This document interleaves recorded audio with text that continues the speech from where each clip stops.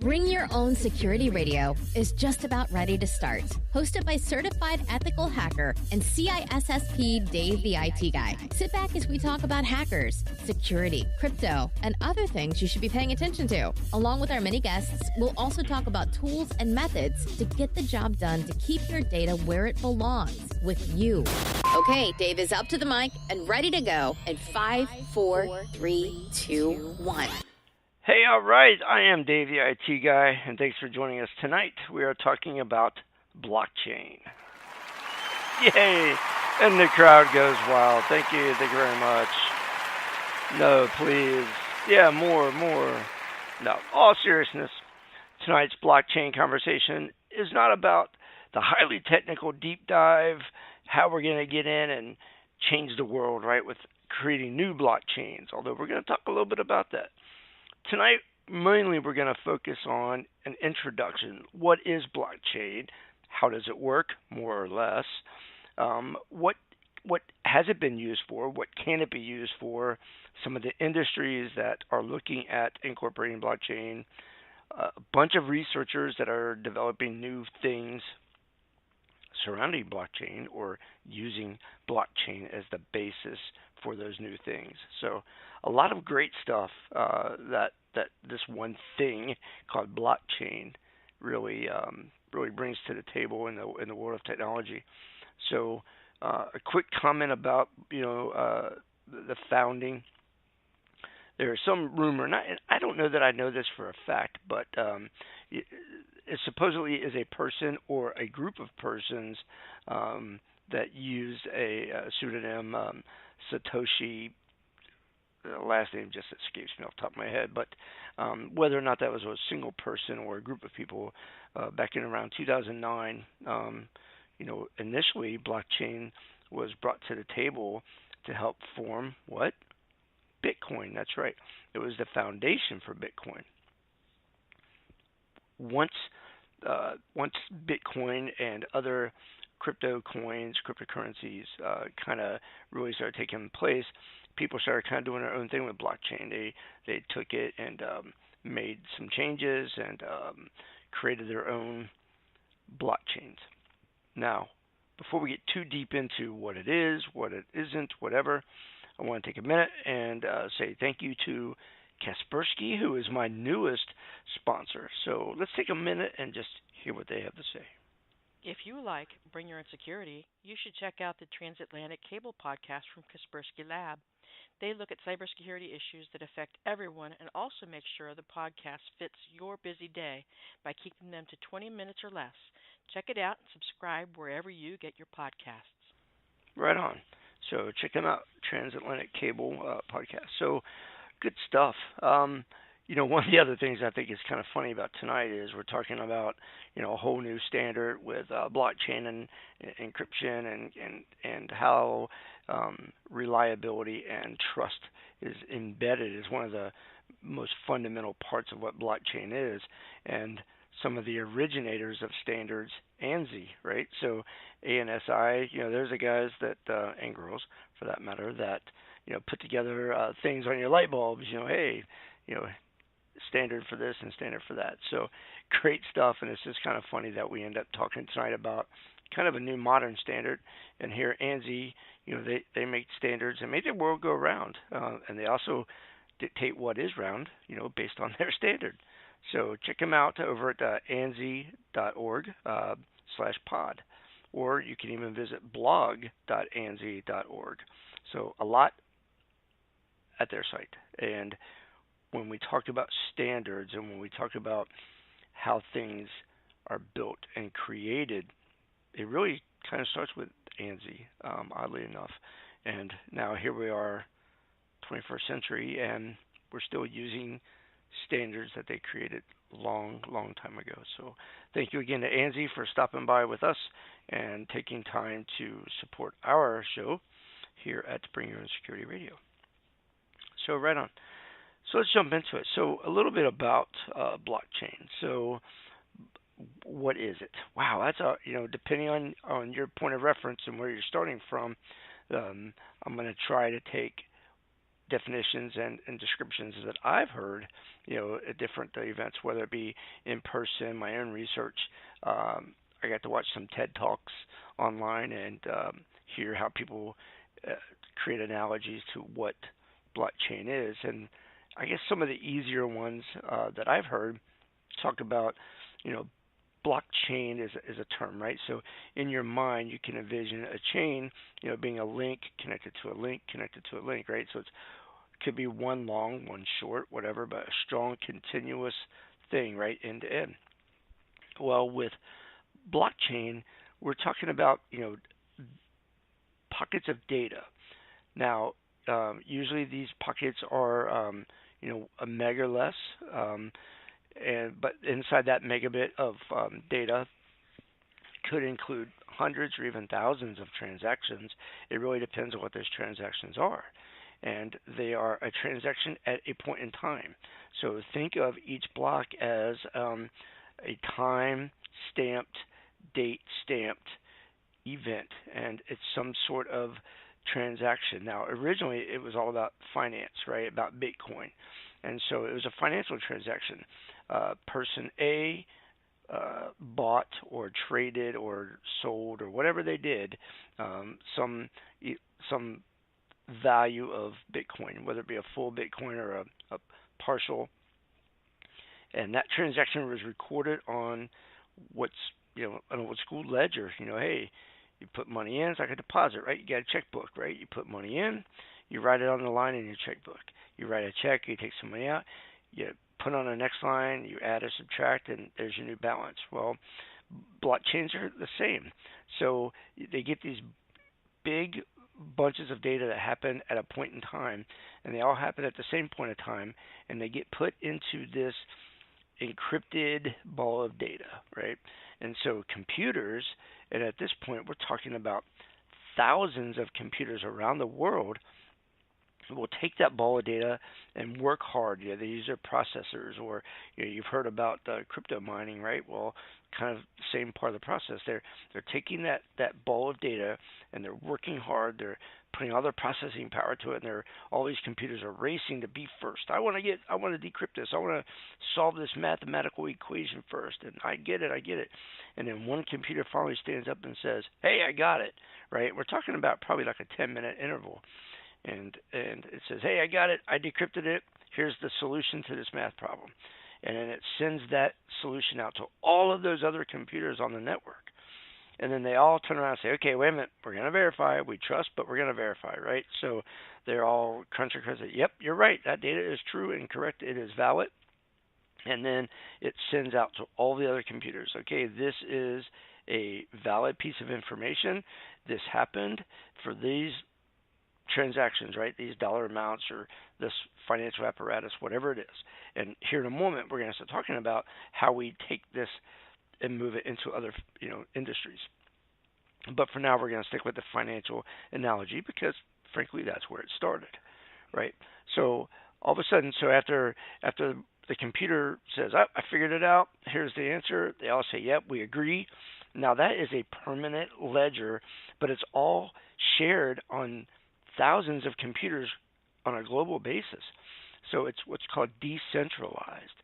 So think for a minute like PayPal. If you do a transaction via PayPal, right? You send some money, you receive some money, whatever it is.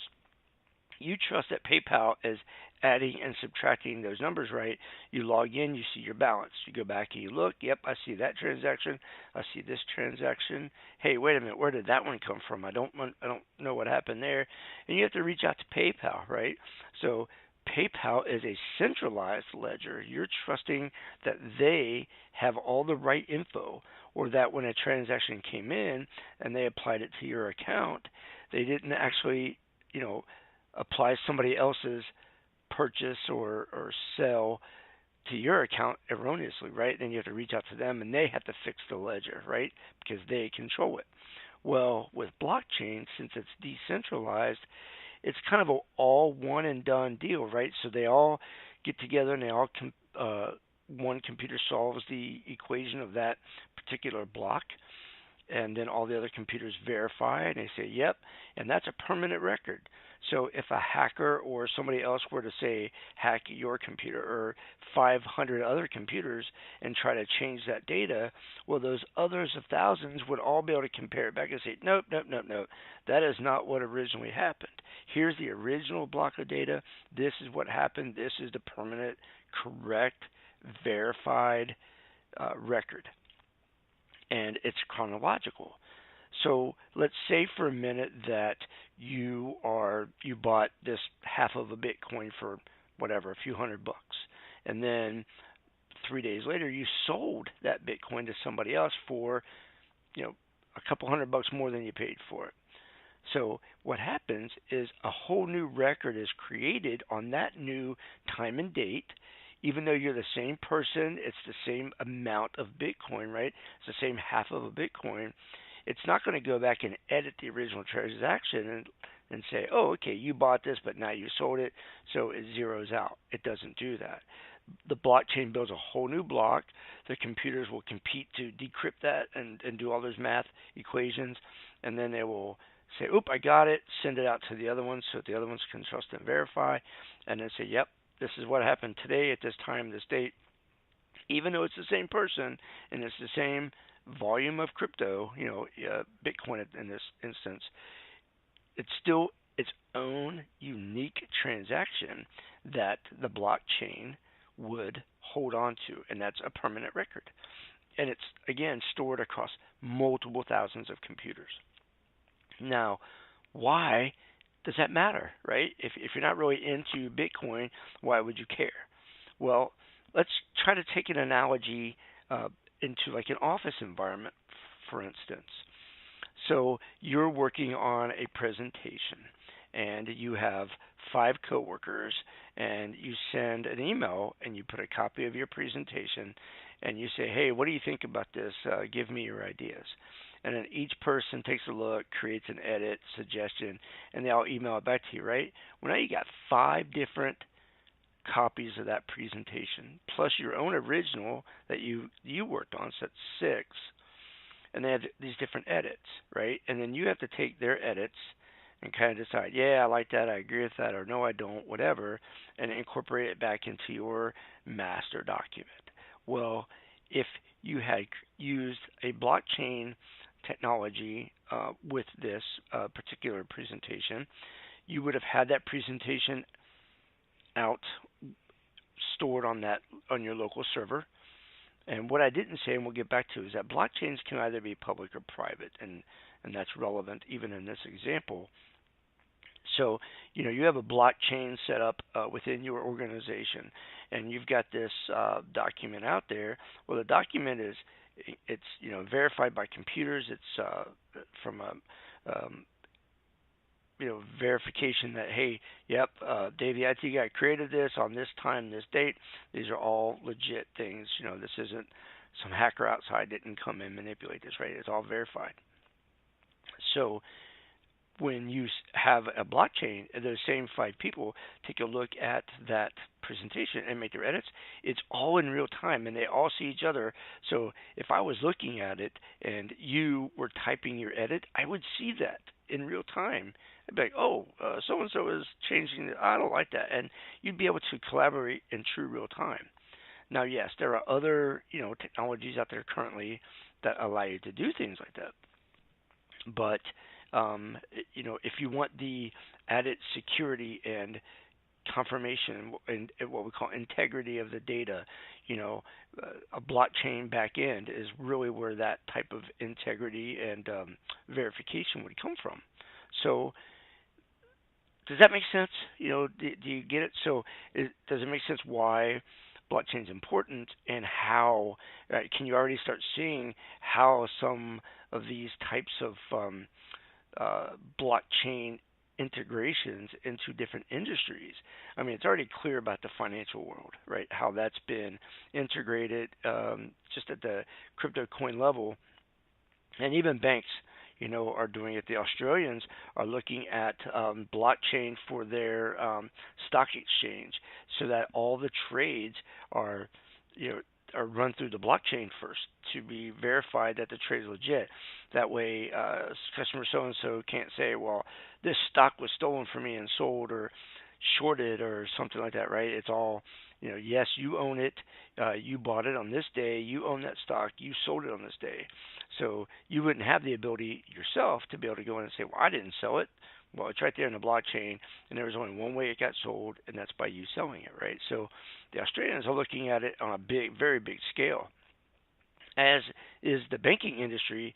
Right now, if you, let's say you're in the United States, and you want to transfer money to family back in Germany, and you do a wire transfer, right? So that wire transfer is actually going through multiple sources before it has to go from your originating bank, and then that originating bank sends it to a clearinghouse organization, which might be U.S. based, right? And then that clearinghouse talks to the World Bank or some other global based institution, and then that money is calculated and sent to whatever German banking apparatus needs to verify the money, and then it actually shows up in the bank account, right? So that's why sometimes you're like, hey, I transferred money, 2 or 3 days ago. Where'd it go? Well, it takes time because everybody's like, okay, where'd this money come from? Okay, yep, that's a legit source. Okay, where's it destined to? Okay, yep, that's a legit source. Well, I can't go from A to Z. I have to go to B, and then B goes to C, etc. Right? So it takes time.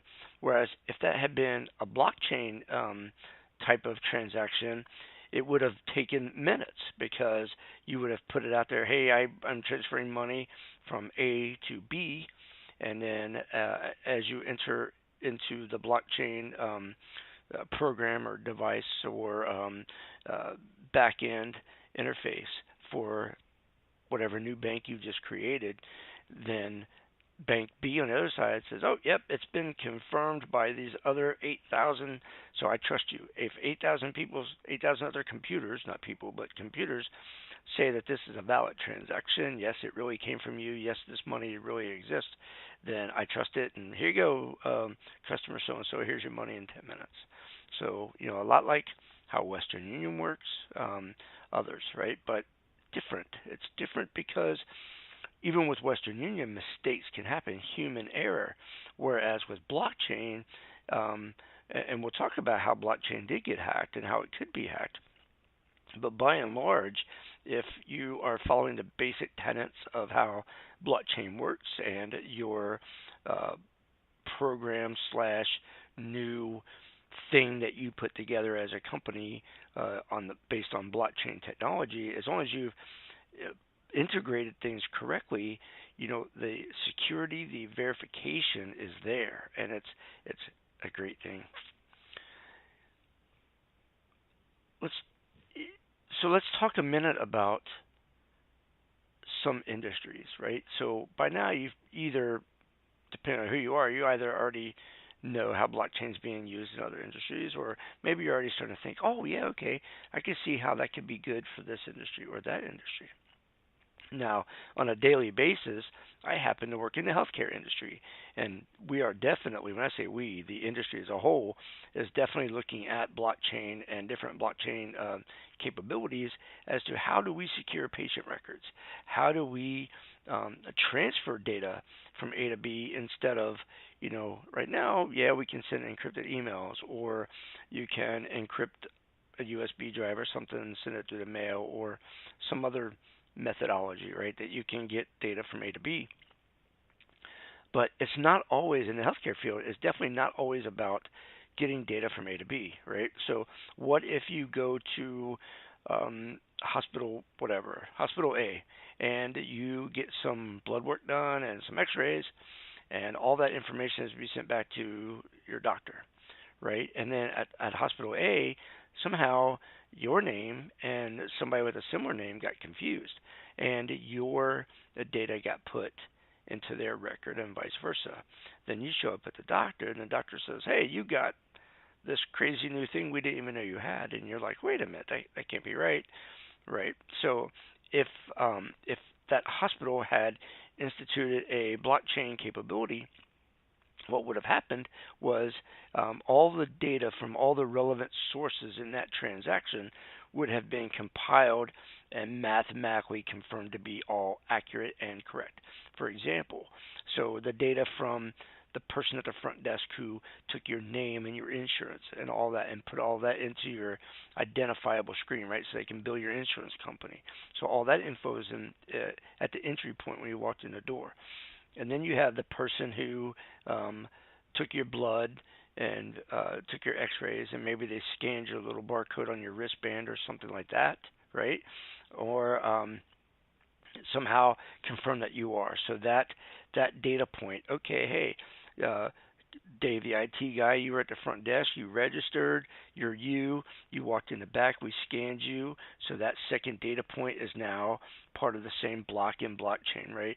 And then you went back and got your blood drawn, and when the machine did all of its work and decided, like, here's your white blood count, right, or your sugar A1C if you're diabetic or something like that, it says, okay, machine, I'm going to enter all this data point into the blockchain, and at one point or another, all of the data can be squished together, can be, taken and chronologically put in order. Okay, yep, at 9 a.m., Dave was at the front desk. At 9:05, he was getting scanned by the technician.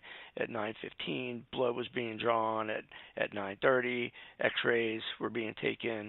Of course, I work in the healthcare field. I know that the timeline I just gave you didn't happen, right? You got to wait a little bit longer between tests, but you get the examples, right? So, but instead of the people entering that information and all of it, the machines are doing the work. Now, yes, at the front desk, you still have the opportunity for the person to enter the wrong thing, right? Like, okay, I typed, instead of your birthday, I fat fingered the date and I put an 8 instead of 6, right? So you still have a little bit of an opportunity, but you have much less of an opportunity for failure. But even if the data is misentered at the front, right, all of the other subsequent data on the back end would still be attached to one record. So at least all the right data applies to the right person, and you just would have to fix your date of birth or whatever if that was the case. So each computer is doing the work, right? It's putting this chunk of data in there into the blockchain, right?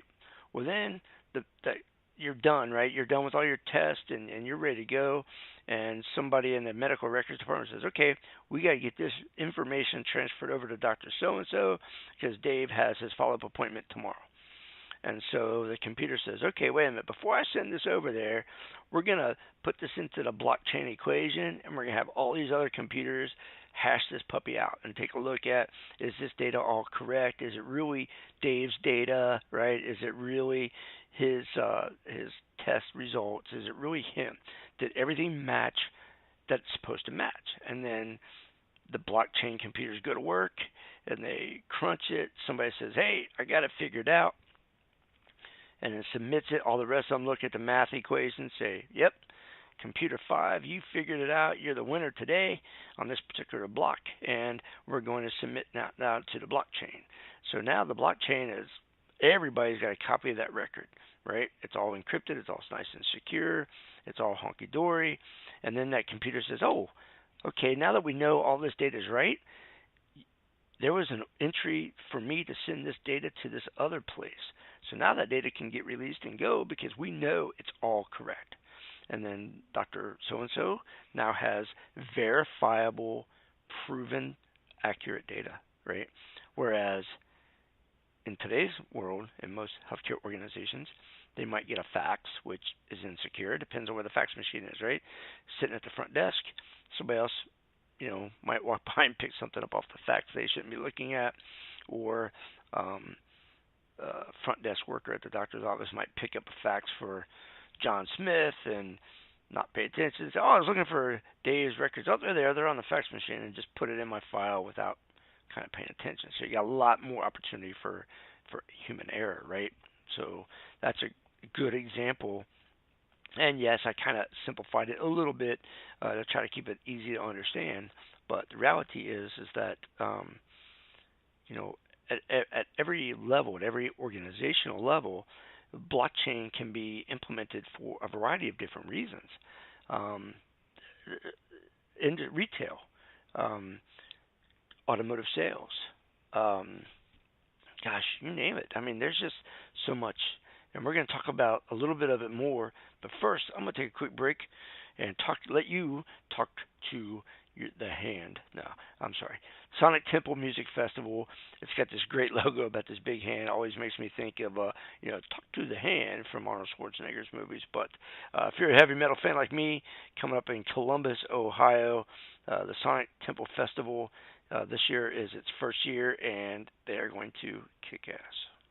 Ladies and gentlemen, everybody's going to the party, have a real good time. Are you ready?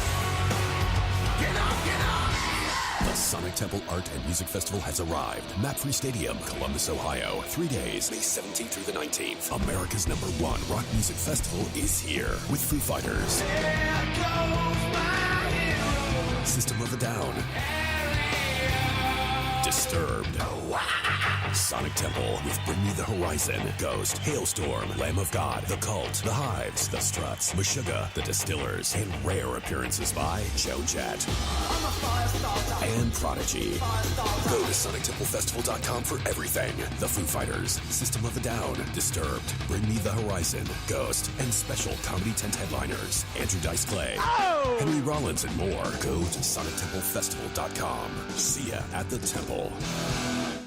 Right on. They even talk about Andrew Dice Clay because they're going to have that tent for the comedians. And Pauly Shore, from Biodome and many others shows will be there as well. So if you're a cheesy fan of Pauly Shore, you'll also love that too. So let's jump back into conversation about blockchain. And at one point I mentioned briefly about private, public, whatever. Right now, if you went out and if you're not sure where to look, you could just Google it. But you could watch Bitcoin transactions in real time going across the Bitcoin blockchain. So the blockchain isn't one thing. Blockchain is a technology that companies can implement on their own to secure their data, secure it in a way that it's verified, accurate, etc., and that the integrity of the data is legit as well.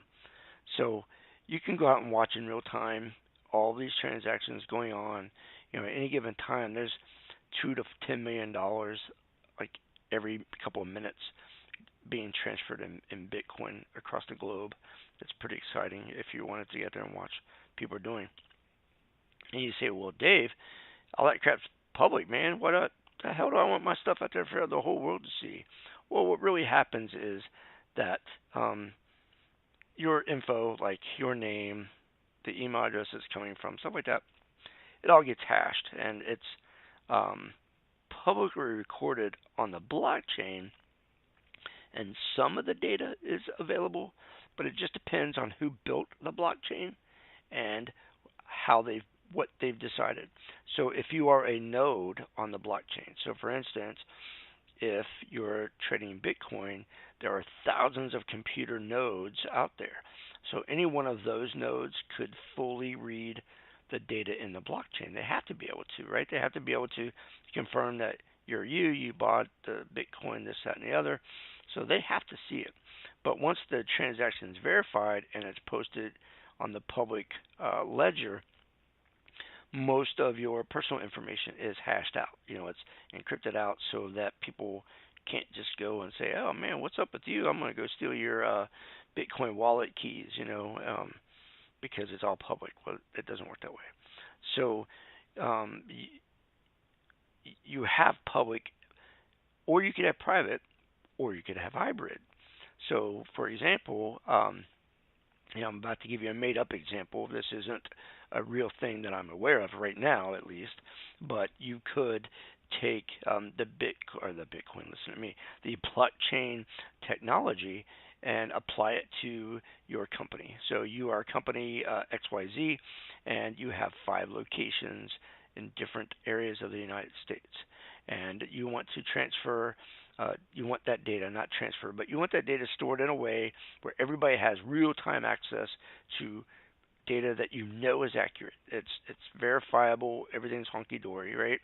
So what would you do? Well, each site would have a computer or two. You can have backups, redundancy, right? So each site has a computer that carries this blockchain program that you've written, and when data is entered into that program, it's automatically distributed to all 5 computers, and then all 5 go to work, or 10, however many you got, right?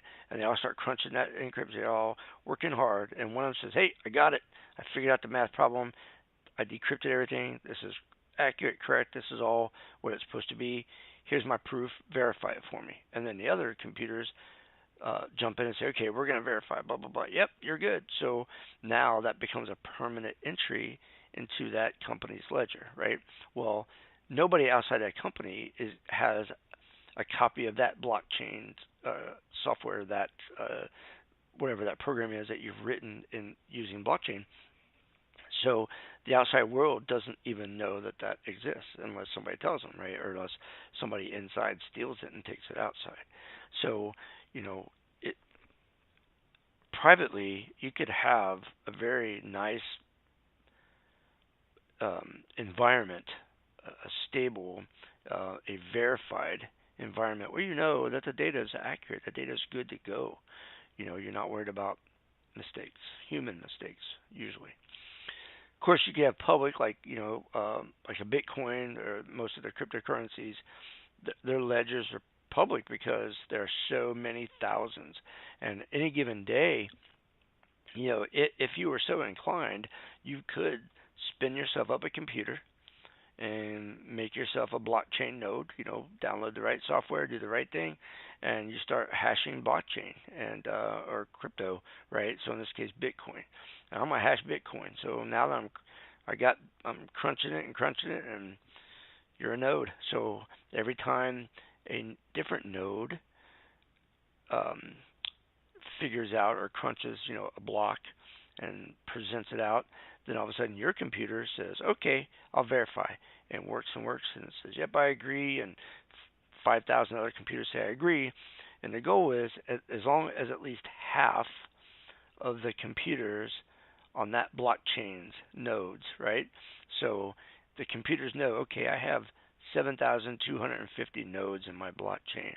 At least half have to agree that this is valid, good data that the other computer just crunched, and verify that the computer did all the math problems correctly. And as long as at least half of them say, "Yep, it's good," then all of a sudden it's marked as legit. So a hybrid scenario would be maybe you're a company and you're what's a good example here? So bookies are probably not so good because they don't want the feds to know that they exist in the U.S. But maybe if you were somehow like a day trader or something, that's a bad example too. But you get it, right? So in some way you need to do things. You need to perform business transactions at your office. And maybe you are not a day trader, but you're some type of financial consultant, and you're doing all these things at your office, right? And you're part of the bigger chain of nodes in a specific blockchain that applies to your industry, right? So you're working locally at your site, and maybe you have 5 computers in your office or for your business, and you guys are all doing these blockchain transactions. But at the end of a trading day, or maybe at the end of a week, or whatever time frame, every 12 hours, whatever your deal is, your nodes upload and say, "Okay, hey, we are 5 nodes of this blockchain, and we just did all this collective work, over the last hour or day or whatever it is," and you upload it and say, "Okay, all you other 4,000 nodes, here's all the stuff we've done. Confirm it for us." And boom, now, so you got a hybrid, right? Because you did a little bit of work, stuff is specific to you, But then once internally you verified it and you felt like you were good to go, or your computer said, yep, this is solid data, then it sent it out for the rest of the nodes on that specific blockchain in that industry to verify for you. And then they all turn around and say, oh, yeah, XYZ company, you did a good job, and your data's good. So that would be a bad, but yet an example of a hybrid environment. Whew. So let's talk a little bit about hacking and blockchain being hacked. So initially, back when blockchain became its first thing, many, even those from MIT and other places, were hailing blockchain as unhackable. This is the gold standard for data security, and yet people kept getting hacked, right? I mean, especially Bitcoin, man. Bitcoins all of a sudden were gone out of people's wallets, or some of these crypto companies that were buying and selling these different exchanges like Coinbase and others. All of a sudden, boom, where'd this stuff go? And Ethereum, I think it was Ethereum Classic. Just last, I think it was January, late December, early January. Coinbase and people using Coinbase started seeing some weird stuff, right? And they're like, what's going on?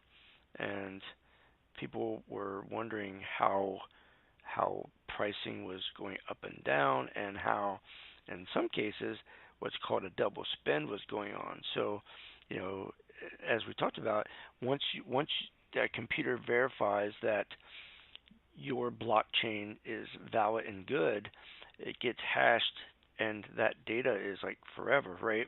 Well, what was happening with Coinbase was basically the same hash was showing up on a second transaction.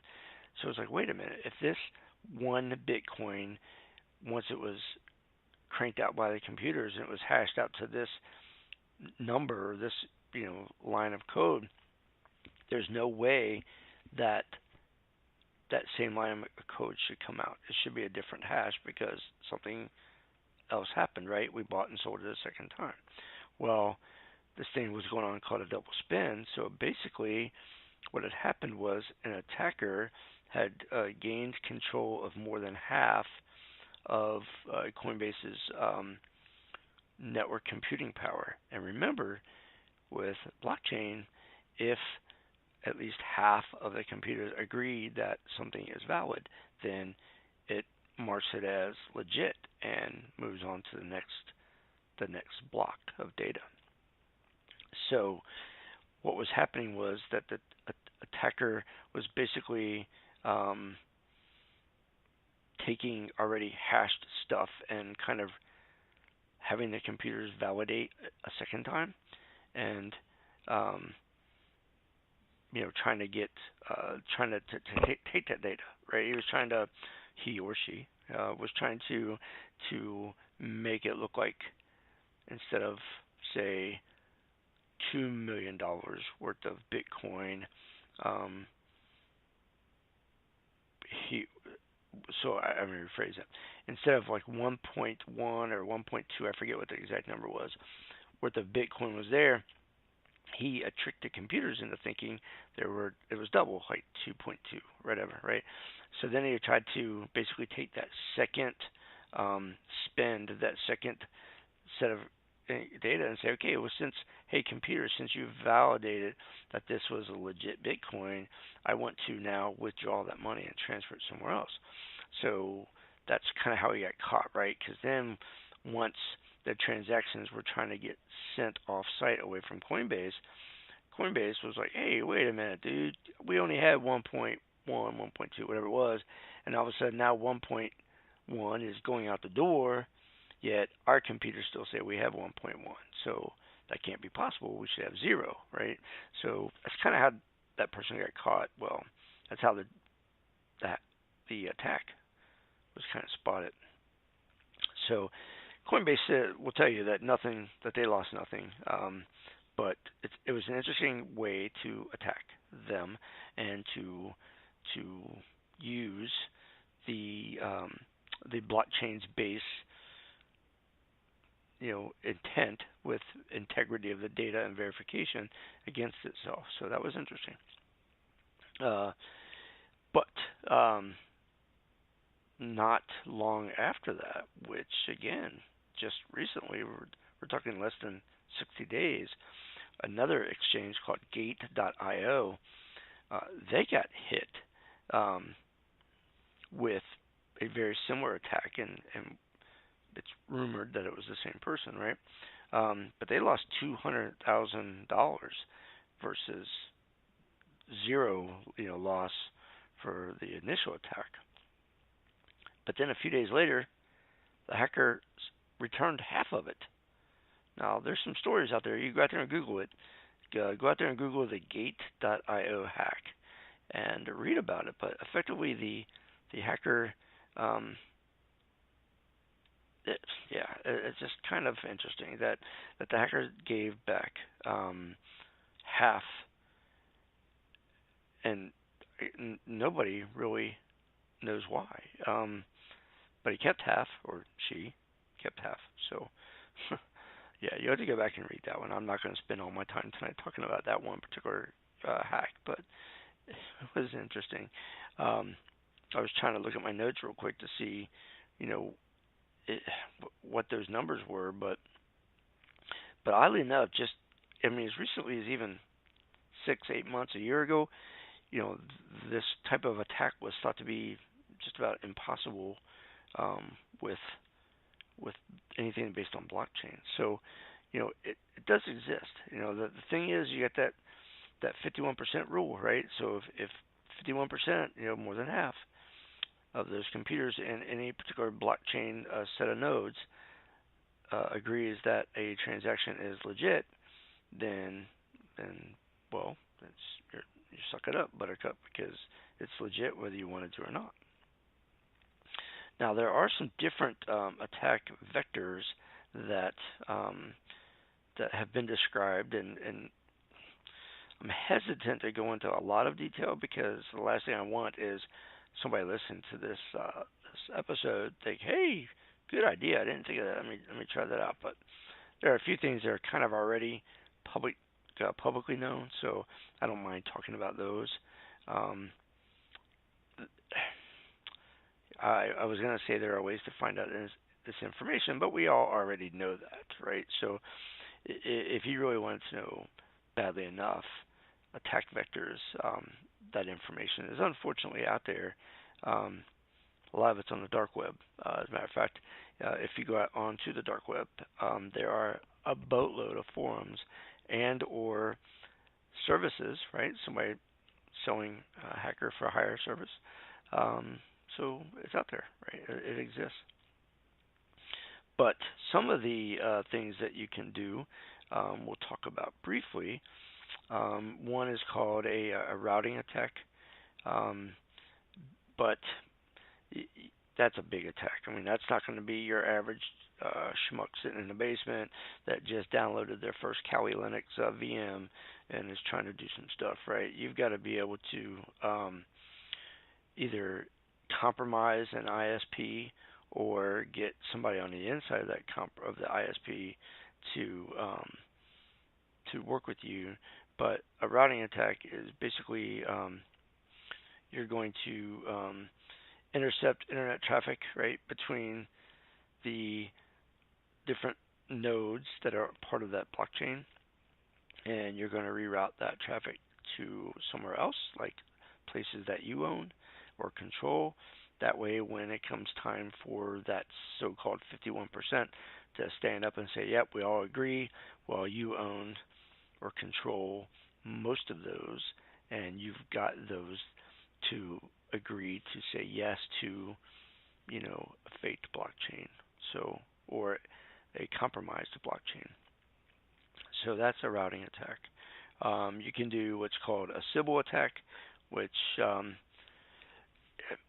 on a much smaller scale, So like we talked about a company, if there were 5 computers at a small company and you were running blockchain in-house, um, you might have access to 3 of those 5, right? So when it comes time to initiate um, a hashing function through blockchain, 3 of the 5, you could say, okay, I want the data to do this for me and say this, and you control 3 of the 5, and when they hash it, those 3 say, yep, that's all right, when it really wasn't the right data.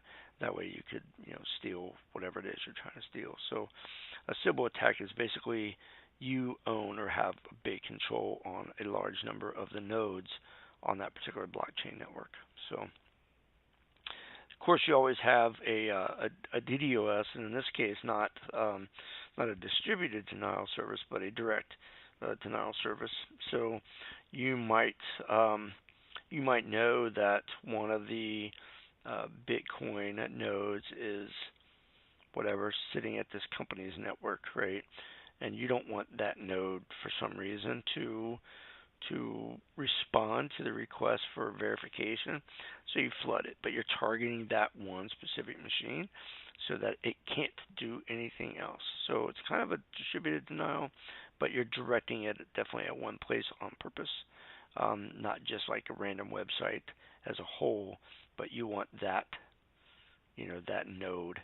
And if I don't know if you're really trying to mess with somebody's verification or validation process, you could go after several thousand and try to eliminate when you're talking about this 51%, right? If 4,000 nodes are trying to verify the data, right, that means at least 2,001 of them have to agree that the data is correct. Well, if you are doing a denial of service at 1,500 of them, right, now you've got your 51% control, and you'll get control of that particular block of data. So kind of, the hacks against blockchain aren't easy, right? They aren't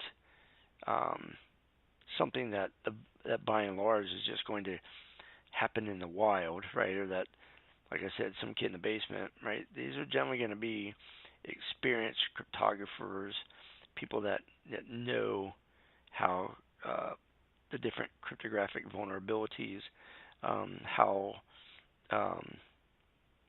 what's the one from Ethereum, the DAO hack. Um, so it's out there. I don't want to give somebody ideas to go out there and start hacking blockchain, and I really don't want to digress to that part. But mostly, what the real problem, if any, with blockchain, if you really want to break it down and say, man, blockchain's got all these great uses, and there's ways for us to really take advantage of this trust and verify scenario and all this automation, but you're telling me that it can be hacked, Dave. What am I supposed to do? Well, the reality is users are really the problem, more so than hackers, or more so than the technology. It's all about users who are bad passwords, right? Or they fall victim, they get phished through email, or you get somebody that's a website operator at one of these exchanges, and maybe they open a new Docker container or something, right, and check the wrong box, or don't uncheck a box, as we've all heard in the past.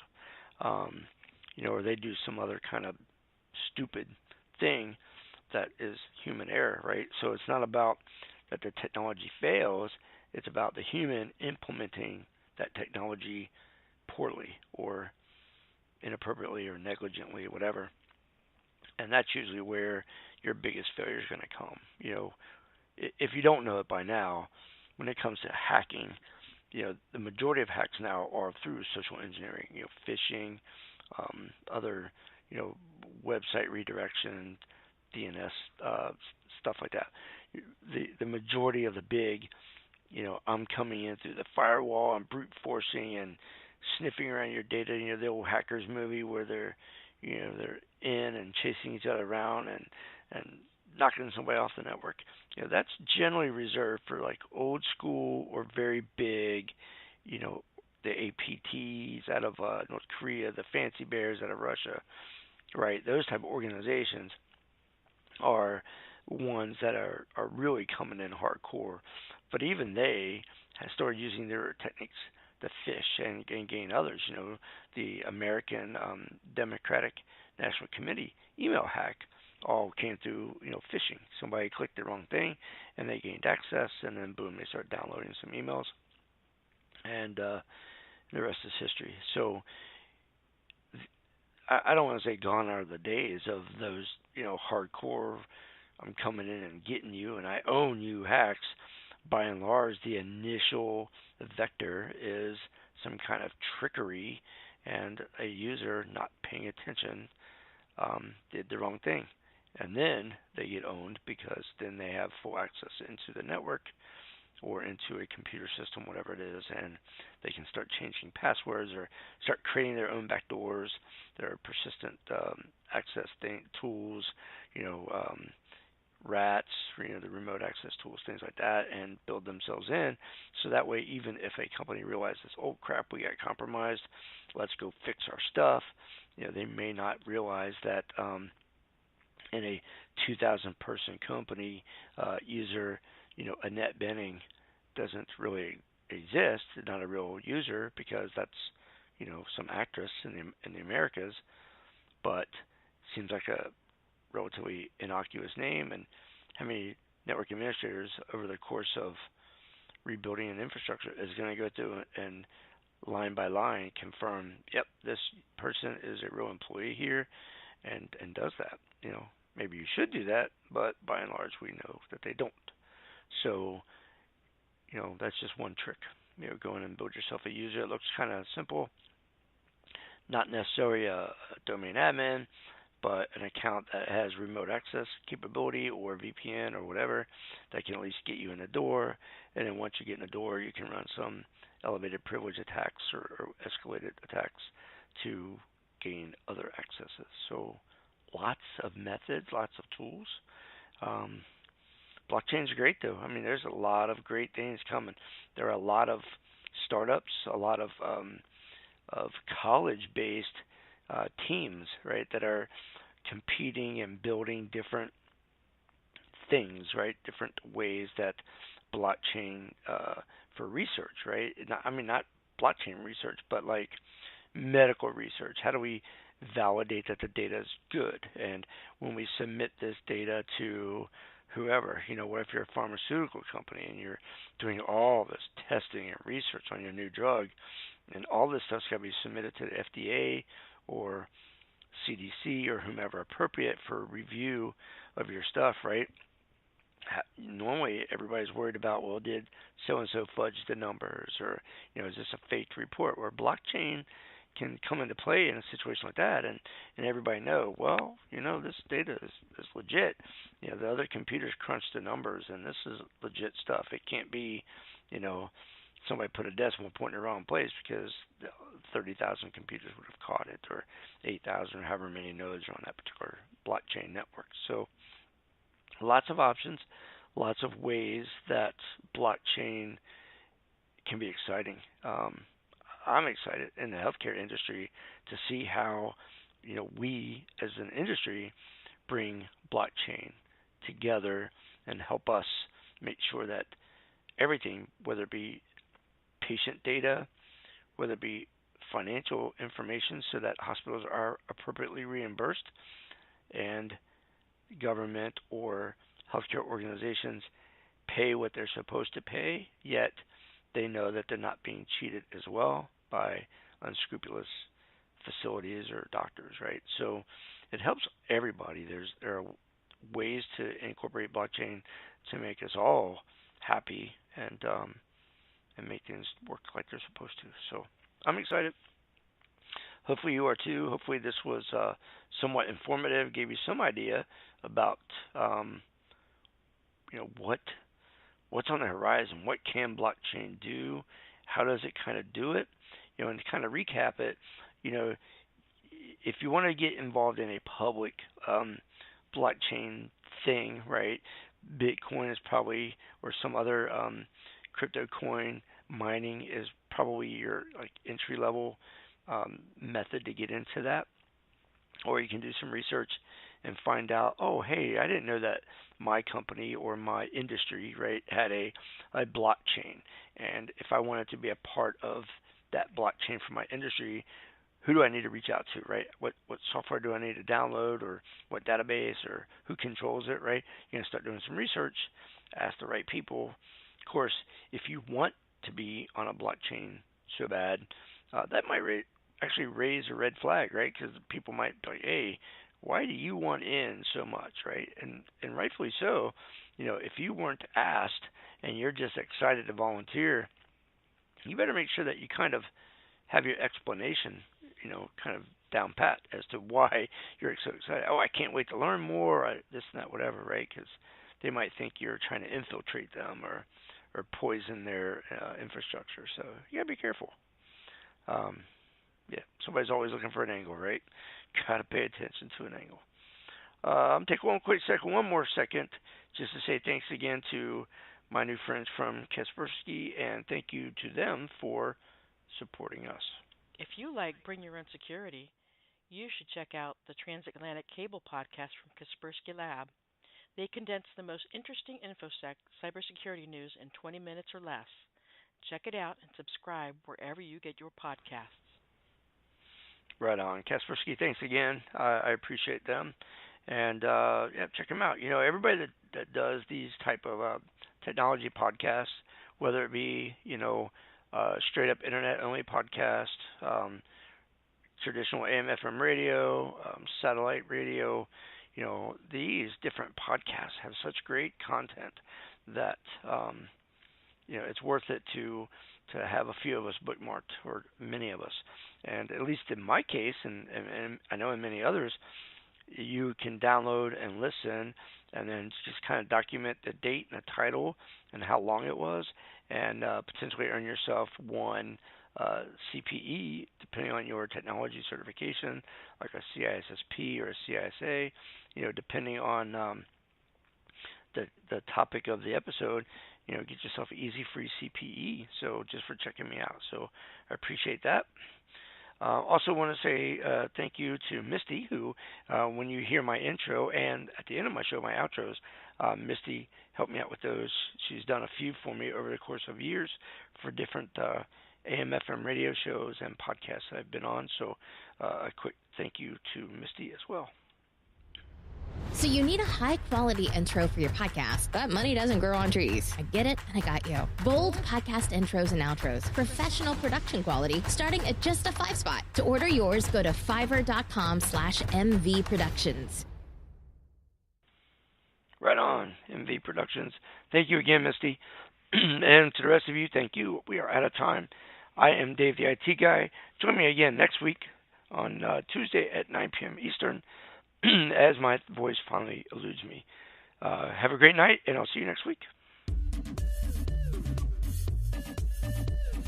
Okay, that's it. Hopefully you've been inspired to learn more, or at the very least, heard something new that you didn't know already. Don't forget to follow the show on Twitter at BYOS Radio and Facebook at facebook.com/BYOS Radio. You can download each episode from iHeartRadio, Apple Music, Google Play, Spotify, Stitcher, TuneIn, and just about any other podcasting software you like. You can also listen live every Tuesday night at 9 Eastern from the BringYourOwnSecurity.net website. You might even learn CPE for your IT certifications, so tune in weekly.